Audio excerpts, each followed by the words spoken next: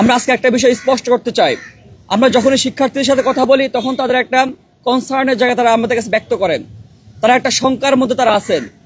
বাংলাদেশের একমাত্র smart city Bashundhara এখন আরো নিরাপদ, আধুনিকতায় আরো এক ধাপ এগিয়ে।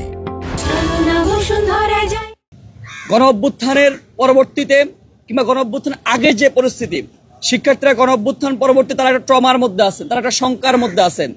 আবারও তাকে দাসত্বের জীবনে ফিরে যেতে হয় কিনা, আবারও তাকে নিপীড়ন নির্যাতন গণরুম গেস্টরুমের মধ্যে তাকে ফসতে হয় কিনা, তারা শুধু এই শঙ্কার জায়গাটা আছেন। আমরা শিক্ষার্থীদেরকে আশ্বস্ত করতে চাই, আমরা শিক্ষার্থীদেরকে বিগত দিনে আমাদের কর্মকাণ্ডের মধ্য দিয়ে, বিগত ফ্যাসিবাদী আমলে আমাদের যে কর্মকাণ্ড, আমাদের যে হার নামানোর যে লড়াই, সে লড়াইয়ের আমাদের যে কৃতকর্ম, সেগুলোর মধ্য দিয়ে আমরা শিক্ষার্থীদের আশ্বস্ত করেছি। এবং আজকে এখান থেকে আমরা কমিটমেন্ট, আমরা অঙ্গীকার দিতে চাই, আমরা যে জুলাই গণ অভ্যুত্থানের যে স্পিরিট, যে শিক্ষাঙ্গনে আমূল পরিবর্তন আনব, শিক্ষাঙ্গনে যে নিপীড়ন নির্যাতন গণরুম গেস্টরুম কালচার পরিহার করব, সেই অঙ্গীকার আমরা আজকে আবার পুনর্ব্যক্ত করতে চাই। আমরা বলতে চাই, ক্যাম্পাসের মধ্যে, শিক্ষাঙ্গনের মধ্যে আমূল পরিবর্তন তখনই সম্ভব যখন এই ক্যাম্পাসের রাজনৈতিক ব্যবস্থা একটা সুস্পষ্ট রূপরেখা কাঠামো তৈরি করা সম্ভব, তখনই আমরা ক্যাম্পাসের মধ্যে আমূল পরিবর্তন আনতে পারবো। প্রিয় সাংবাদিক বন্ধুগণ, আজকের সম্মেলনের মধ্য দিয়ে আমরা আমাদের অঙ্গীকার পুনর্ব্যক্ত করতেছি, আমরা যদি ডাকসুতে নির্বাচিত হই, প্রত্যেকটা বছর একাডেমিক ক্যালেন্ডারের মধ্যে ডাকসু নির্বাচনকে আমরা আওতামুক্ত করব। আপনি জানেন 90 গণ অভ্যুত্থান পরবর্তীতে এই ঢাকা বিশ্ববিদ্যালয় সহ প্রত্যেকটা শিক্ষাঙ্গন একটা আমূল পরিবর্তন স্বপ্ন দেখিয়েছিল, কিন্তু আমরা দেখেছি 90 গণ অভ্যুত্থান পরবর্তী যে দল ক্ষমতা এসেছে তারা একবার ডাকসু নির্বাচন দেওয়ার পর আর কোন নির্বাচন দেয় নাই। কারণ তারা একটা ভয়ের মধ্যে আছে, যখন যে সরকার ক্ষমতায় যায় তারা স্বৈরাচার হয়ে উঠতে চায়।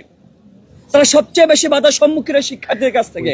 তারা চায় না যে শিক্ষার্থীরা স্বাধীনভাবে ক্যাম্পাসে জীবন যাপন করুক, তারা চায় তাদেরকে দাস বানিয়ে রাখতে চায়। কৃত্রিম একটা সিট সংকট তৈরি করে শিক্ষার্থীদের দুর্বলতার জায়গাকে আঘাত করে তাদেরকে বোকা বানিয়ে রাখতে চায়, তাদেরকে জিম্মি করে রাখতে চায়।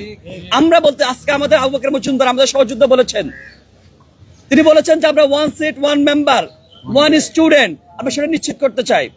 আপনি দেখেন ঢাকা বিশ্ববিদ্যালয় প্রায় অর্ধেকের বেশি নারী শিক্ষার্থী, অথচ শুধুমাত্র 5-6 নারী শিক্ষার্থীর জন্য 5 আগস্ট পরবর্তী যখন আপনার বিদেশি ডেলিগেট যখন আসেন নারী শিক্ষার্থী হলগুলো দেখার জন্য, তখন তারা আমাদের প্রশাসনকে ধিক্কার জানিয়ে যায়।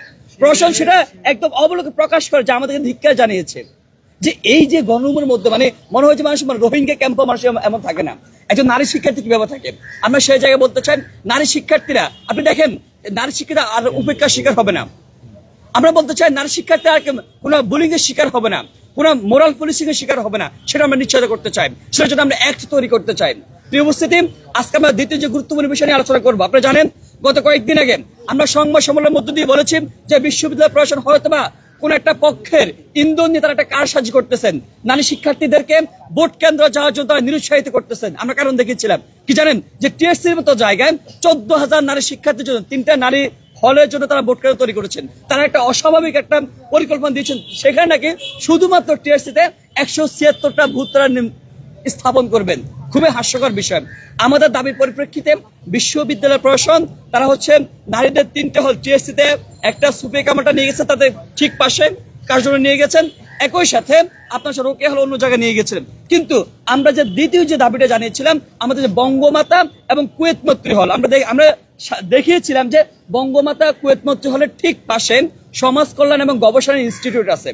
আমরা যদি নারী শিক্ষার্থীকে ভোটদানে অনুপ্রাণিত করতে চাই, তাহলে আমরা তাদেরকে সেই সুদূর বঙ্গমাতা কুয়েত মৈত্রী হল থেকে ঢাকা বিশ্ববিদ্যালয় ক্লাবে এত অস্বস্তি দিয়ে, এত দূরত্ব দিয়ে তাদেরকে এত ভোগান্তির শিকার করার কোনো মানে হয় না। আমরা প্রশাসনকে আবার স্পষ্ট ভাষা বলতে চাই, আমরা একবার আপনাকে দাবি জানিয়েছিলাম, দাবির পরিপ্রেক্ষিতে আপনার শুধু টিএসসিটা সংস্কার করেছেন, টিএসসি ভোট কেন্দ্রের মধ্যে পরিবর্তন এনেছেন। আমরা দ্বিতীয় দাবি জানাতে চাই, আপনারা আবারও যে বঙ্গমাতা এবং কুয়েত মৈত্রী হলে ভোট কেন্দ্র তাদের পাশে ঠিক ওই জায়গায় স্থাপন করেন, তাহলে নারী শিক্ষার্থীরা ভোটদানে অনুপ্রাণিত হবে, তারা সেটাকে ভোগান্তি মনে করবে না। আপনি জানেন অনাবাসী শিক্ষার্থীরা সেখানে যেতে পারবে। আমরা আজকের সমস্যার মধ্যে থেকে আবারও প্রশ্ন দাবি জানাতে চান যে শিক্ষার্থীকে, বিশেষ করে নারী শিক্ষার্থীদেরকে ভোটদানের জন্য অনুপ্রাণিত করেন। সবাইকে ধন্যবাদ।